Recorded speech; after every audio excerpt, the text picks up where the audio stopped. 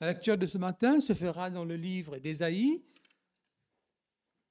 au chapitre 6, et nous allons lire les versets 1 à 8.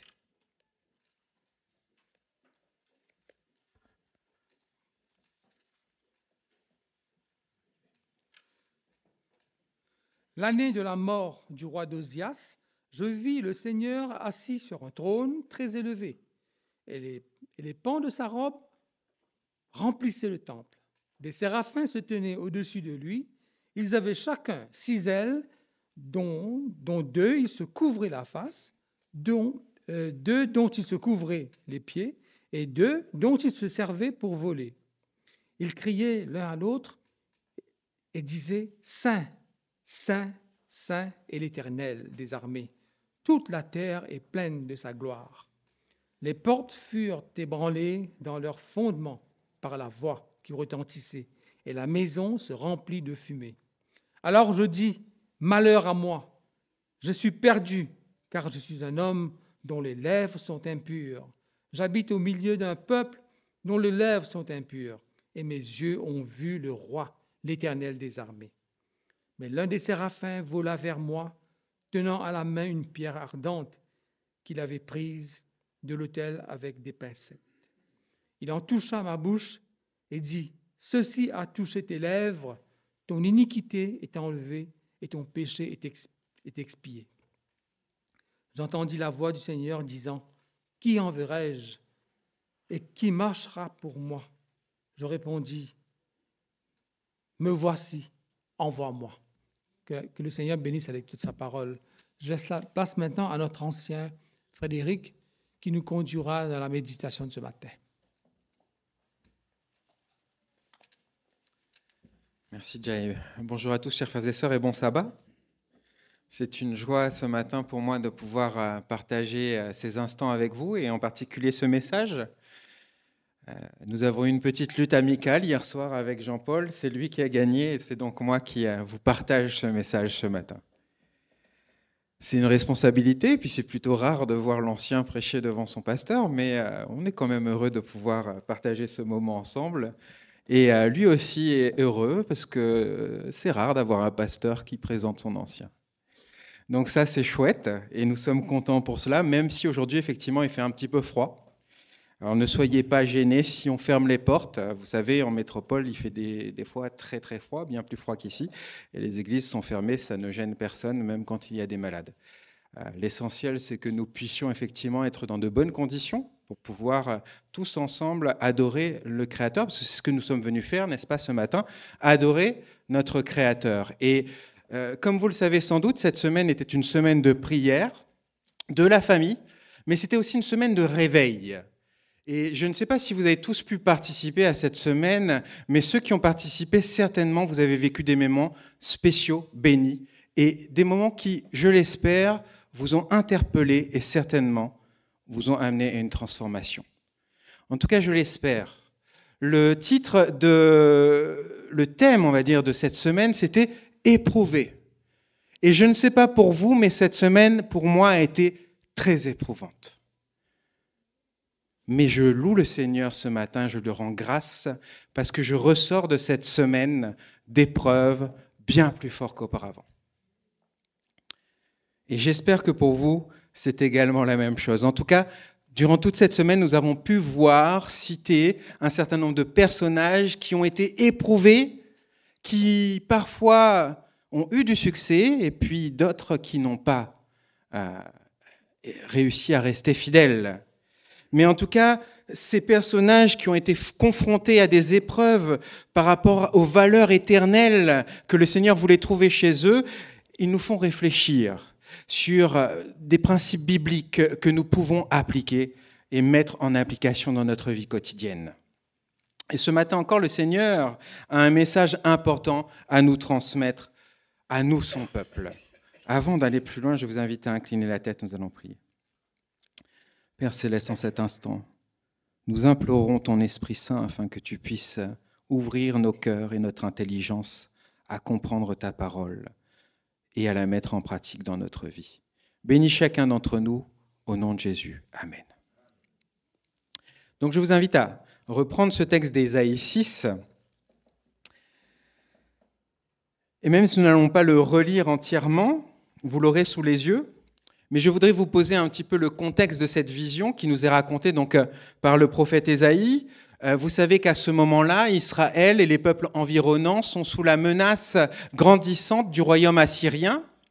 Et nous savons que cet épisode se passe très peu de temps finalement avant que le royaume du Nord soit anéanti. Et le royaume du Sud, donc le royaume de Juda, lui-même se trouve fragilisé parce qu'il y a un roi important qui a fait des réformes, qui a fortifié, on va dire, cette nation d'Israël, cette nation de Juda, qui vient de mourir, et c'est le roi Osias. Et alors que Ésaïe se trouve dans le temple, on nous dit qu'il est soudain transporté, pas n'importe où, mais directement devant le trône de Dieu.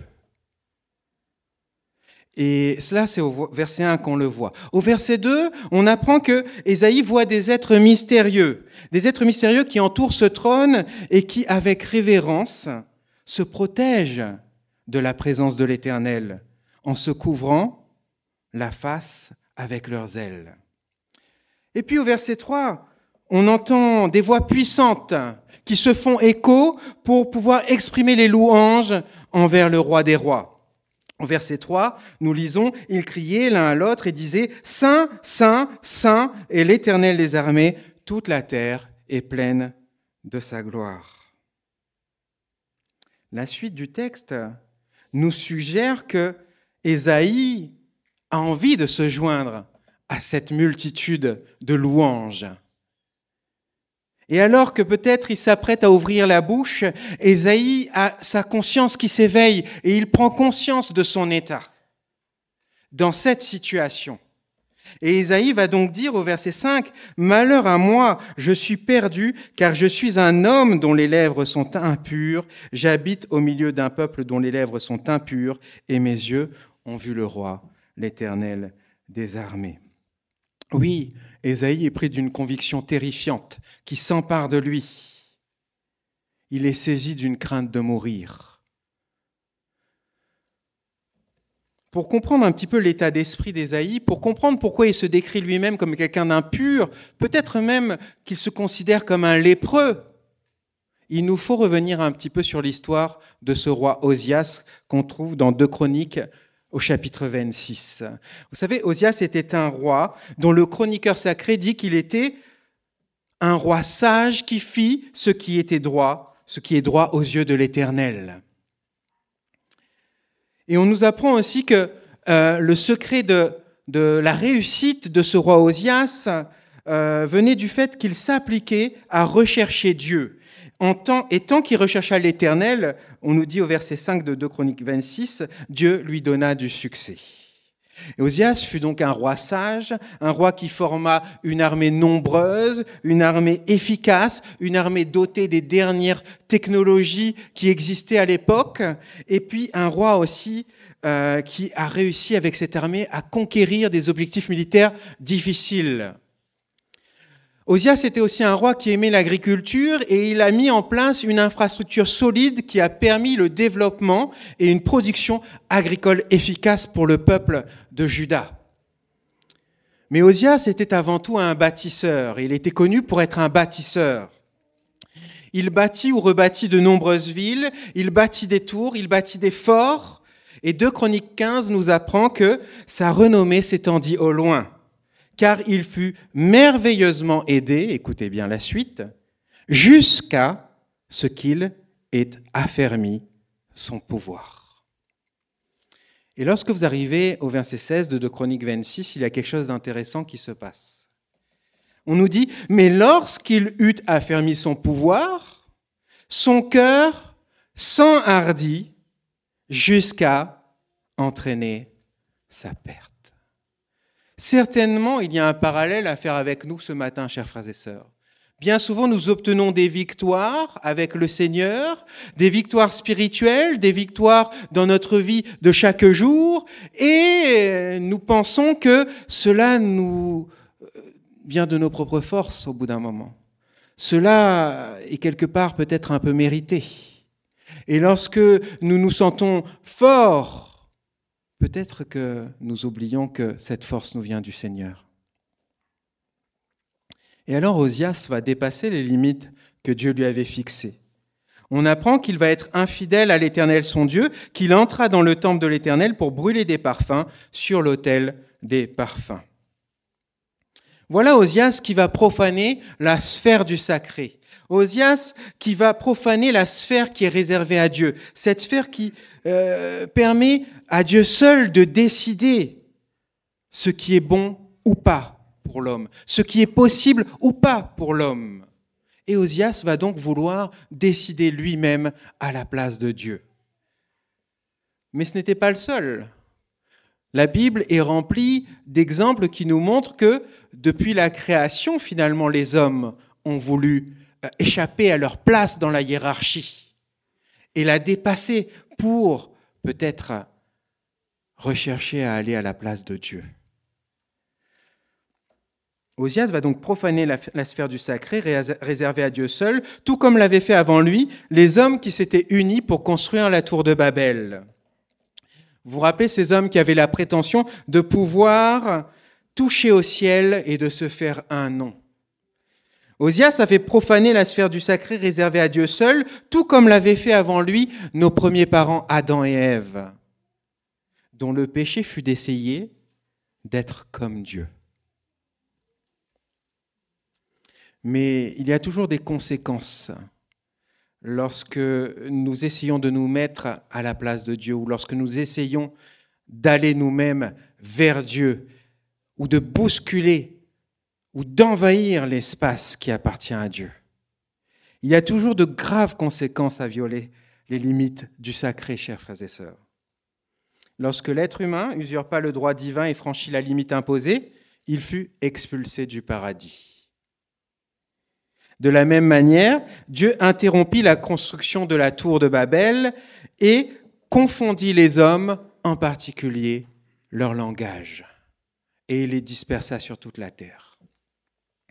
Quant au roi Osias, dont nous avons parlé, ce roi sage, ce roi qui fit ce qui était bon pour l'Éternel, on nous dit que pour avoir violé les directives divines, il fut instantanément frappé par la lèpre et dut habiter jusqu'à sa mort dans une maison isolé et il fut exclu définitivement du temple.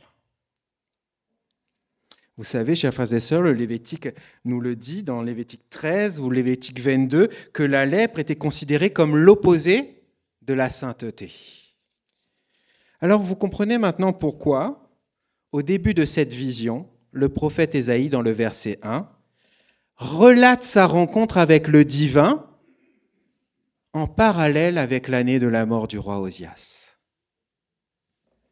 Et comme le défunt roi, Ésaïe a conscience qu'il a dépassé la limite entre le profane et le sacré. Mais il ne l'a pas fait lui volontairement, il a été transporté, n'est-ce pas, devant le trône de Dieu. Et le verset 5 nous montre que le prophète, malgré tout, reconnaît et prend conscience de son impureté lorsqu'il est mis en face de ce trône de sainteté. Ce trône où règne le 3 fois saint. Et donc, il va se décrire comme un lépreux aux lèvres impures, vivant parmi un peuple aux lèvres impures. Et c'est intéressant quand même de voir un petit peu la façon dont est construite cette vision d'Ésaïe 6. Au verset 1, on montre le Seigneur assis sur un trône très élevé. Et il y a une sorte de graduation entre le profane et le sacré dans cette histoire-là. Au verset 1, donc, on montre le Seigneur assis sur un trône très élevé. Donc, c'est Dieu qui est au sommet du sacré. Ensuite, au verset 2 à 4, on nous décrit les séraphins qui sont donc au contact de Dieu et qui l'adorent. Et puis enfin, vous avez au verset 5, Ésaïe, qui donc fait partie de cette sphère du profane et qui va reconnaître donc face aux 3 fois saint son impureté la plus complète. Remarquez que dans cette histoire, dans cette vision, chers frères et sœurs, ce n'est pas Ésaïe qui entre en contact direct avec Dieu, mais ce sont les séraphins. Et remarquez aussi que ce n'est pas Dieu qui entre en contact direct avec Ésaïe, mais ce sont les séraphins. Ainsi, les séraphins remplissent un rôle d'intermédiaire entre le sacré et le profane. Ils servent de médiateurs entre Dieu et le prophète. Certainement, il y a une analogie à faire aussi avec le ministère que Jésus accomplit pour nous en cet instant dans le sanctuaire céleste. Jésus qui est le médiateur et qui nous permet de pouvoir nous adresser au Père céleste. Donc au verset 6, on nous dit « Mais l'un des séraphins vola vers moi, tenant à la main une braise qu'il avait prise sur l'autel avec des pincettes. Il en toucha ma bouche et dit « Ceci a touché tes lèvres, ta faute est enlevée et ton péché est expié. » Le fait que ce soit les séraphins qui proclament devant Dieu sa sainteté et devant Ésaïe son pardon nous apprend quelque chose d'important, chers frères et sœurs. Cela nous indique que la sainteté de Dieu se manifeste en pardonnant aux pécheurs. Lorsque la rébellion, lorsque l'arrogance font franchir à l'être humain la limite du sacré, la sainteté de Dieu le prend, le rend impur et le prive de sa présence. Mais lorsque, dans l'humilité, dans la repentance, dans la confession, nous nous laissons élever par le Seigneur, sa sainteté nous rachète, nous pardonne et nous donne accès à sa personne. Ce qui est intéressant de voir aussi dans cette histoire, chers frères et sœurs, c'est que si vous prenez le verset 4, il y a quelque chose d'important qui est dit. Les portes furent ébranlées dans leur fondement, non pas par les voix, mais par la voix qui retentissait. Et la maison se remplit de fumée. De qui vient cette voix? Des séraphins ou de Dieu? Ésaïe, a priori, au verset 5, ne le sait pas encore, puisqu'il n'a pas nommé de qui vient la voix. Il est intéressant de voir, puisque nous voyons au verset 6 à 7 que Ésaïe reçoit le pardon. Ses lèvres ne seront plus impures, il va être purifié. Et c'est seulement après avoir été pardonné et purifié qu'Ésaïe va entendre la voix du Seigneur. Au verset 8, j'entendis la voix du Seigneur disant « Qui enverrai-je et qui marchera pour nous ?» Donc vous comprenez que nous pouvons effectivement venir régulièrement dans le temple, faire régulièrement des prières et des moments de prière en famille à la maison, nous approcher de la sphère du sacré et pourtant ne pas entendre la voix de Dieu.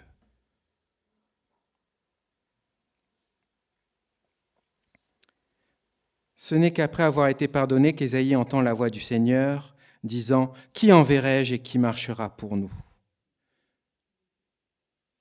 Et vous remarquez que Dieu ne s'adresse encore une fois, Dieu ne s'adresse pas directement à lui, n'est-ce pas?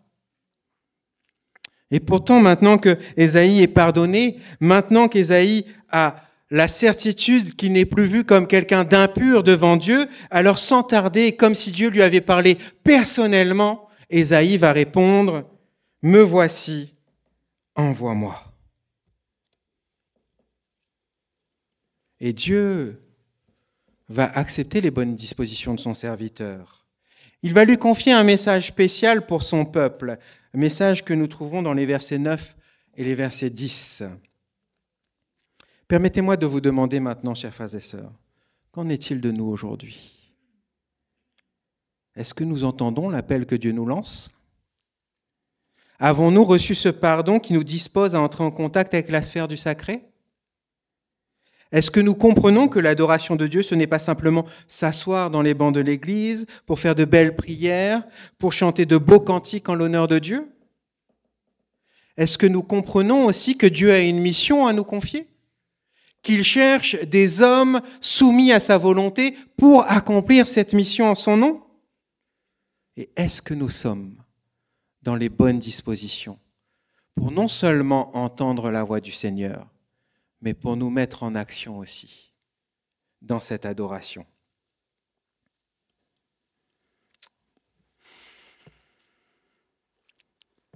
L'adoration, chers frères et sœurs, ce n'est pas parler de Dieu, c'est parler à Dieu. Quand nous croyons que l'adoration consiste à dire des choses agréables et bonnes à propos de Dieu, alors, dans ce cas-là, même le diable peut adorer Dieu. Mais si l'adoration consiste à parler à Dieu, alors l'adoration requiert pureté et sainteté. Si nous devons revenir sur cette histoire et faire un récapitulatif de cet épisode avec Ésaïe, nous pouvons mettre ceci en évidence. Ésaïe entra dans la présence de Dieu en tant que pécheur, impur et perdu. Et il en ressortit en tant que missionnaire, pardonné et mandaté. Avant, dans son impureté, même s'il entendait d'autres créatures dire « Saint », Saint, Saint, il lui était impossible d'entendre Dieu dire qu'il cherchait quelqu'un à envoyer. Et encore moins de répondre à l'appel divin.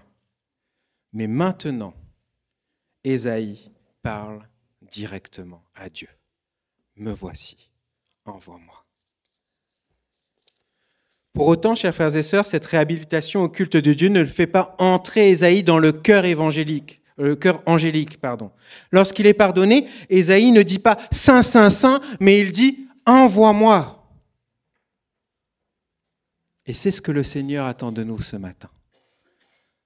Que nous entendions sa voix, qui nous appelle en tant que membres individuellement, en tant que disciples individuellement, en tant que famille. Bien souvent, nos familles sont disloquées, dispersées, désunies. Et cela fragilise l'Église. Et nous avons besoin certainement de nous jeter aux pieds du Seigneur et de reconnaître notre part de responsabilité dans cette affaire et de demander au Seigneur de nous purifier avec humilité, avec un sentiment de repentance et de confession. Et nous savons que du temple, Ésaïe fut envoyé pour affronter un peuple rebelle. Et l'histoire d'Ésaïe nous montre qu'il fut envoyé vers des rois pour dénoncer le péché, qu'il fut envoyé pour résoudre des conflits, qu'il fut envoyé pour apporter l'espoir, qu'il fut aussi envoyé pour annoncer la venue du Messie.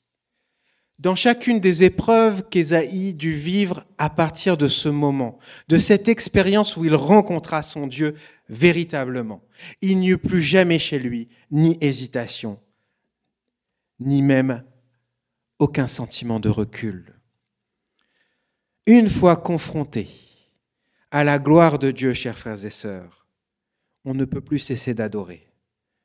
On ne peut plus fuir la mission que le Seigneur nous donne. Et nous voulons accomplir cette mission comme étant une manière de dire au Seigneur « Saint, Saint, Saint est l'Éternel ». Ainsi, chers amis, chers frères et sœurs, l'expérience d'Ésaïe nous rappelle que le seul moyen par lequel nous pouvons entrer dans la sphère du sacré est la repentance et l'humilité, qui nous permettent de recevoir le pardon divin et la purification du péché et d'être invités à entrer dans la sphère de la sainteté.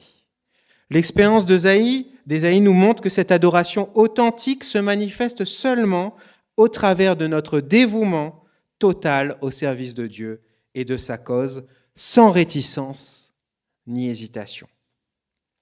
L'expérience d'Ésaïe, enfin, nous montre que le véritable culte n'est pas seulement une expérience surhumaine en présence de Dieu et aux côtés des anges, mais c'est un dévouement total à son service afin d'accomplir son dessein parmi les hommes. Alors ce matin, chers frères et sœurs, alors que nous allons passer ce moment dans la communion, dans quelques instants, le Seigneur nous lance un appel. Le Seigneur nous lance un appel, mais pour l'entendre, nous devons être dans les bonnes dispositions, dans des dispositions d'humilité. Et non seulement nous devons être dans les bonnes dispositions, mais nous devons aussi être entièrement disponibles. Si nous le sommes, chers frères et sœurs, alors nous allons nous impliquer totalement au service du Seigneur. Il n'y aura plus d'hésitation, plus d'inquiétude, plus de découragement. Mais si nous ne le sommes pas, chers frères et sœurs, nous risquons d'être de moins en moins sensibles à la voix du Seigneur. Et cela ne nous amènera pas à croître spirituellement. Alors ma prière pour chacun d'entre nous, pour nous individuellement, pour l'Église collectivement, pour les familles que nous représentons et qui sont là ce matin ou qui sont ailleurs, que nous puissions véritablement nous présenter devant l'Éternel en reconnaissant notre condition d'impureté, de malade, mais accepter que le Seigneur, dans sa sainteté, s'approche de nous pour nous purifier et pour nous amener à lui, avec l'objectif de nous engager dans la mission qu'il nous donne d'accomplir en son nom. Que le Seigneur vous bénisse et qu'il nous aide à accomplir cette mission parce que nous voulons le revoir bientôt, nous voulons le voir venir très bientôt pour nous prendre avec lui sur les nuées des cieux. Amen.